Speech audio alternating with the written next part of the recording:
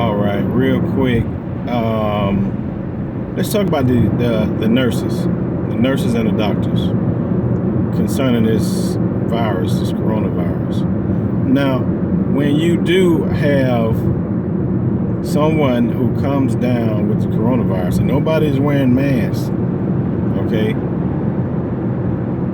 like the whole entire hospital is not wearing masks, and you don't know if it's flu or whatever, and then all of a sudden you can test them, and then, oh, you know what, they got the virus. Well, who has been around it? Now, not only has the nurses and doctors been around, but dude, what about the patients?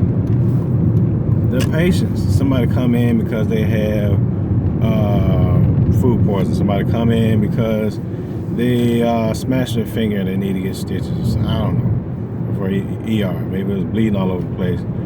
Came in, I mean, something that just not life-threatening, and then they have been exposed. So now you got to quarantine these people, right? Because that's what you have to do. You got to quarantine these people. You got to quarantine all the nurses, all the doctors.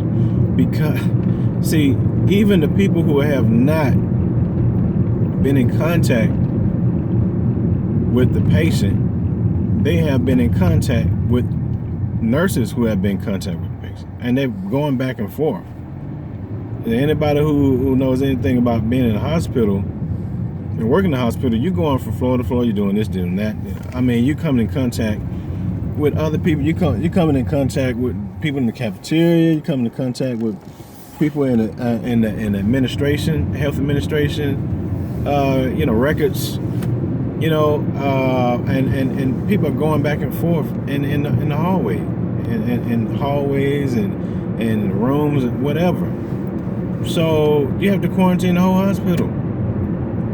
It'll be different if you knew coming in that this person has the coronavirus. Kind of like, remember when they had the Ebola and they had the guy, I think it was in Texas or something, or these people came directly from the aircraft, and they was in these full body suits, and you already had a designated area where you're going to keep this person. Well, if you have somebody coming off the street, they're coming in contact with everybody.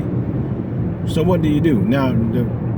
This is the real question is, not only do you have to quarantine all the nurses and doctors and the patients, but where are they going to be quarantined? Are they going to be quarantined in the hospital? Are they still going to be working on patients? Will they still be working on the patients that have been subjected to, who may have the virus? It has not been determined. It's just around. I mean, what do you do? Send them home? Or do you keep them at the hospital, and then are they working? Because now you have the whole hospital, and what, you gonna close down the whole hospital? I mean, I'm just trying to figure out how does the procedure work? It makes sense to me that if you're gonna quarantine people, then come on, man. I mean, these people who have taken an oath, so of course they're gonna want to continue on working on their patients, not necessarily the coronavirus, but the patients who came in with heart problems. Patient who came in, they were dehydrated or whatever, just regular patients. They're gonna want to take care of those people. And then even a person who probably was going to be discharged in a couple of days, on 2 or 3 days, well, now they gotta stay there for 30 days.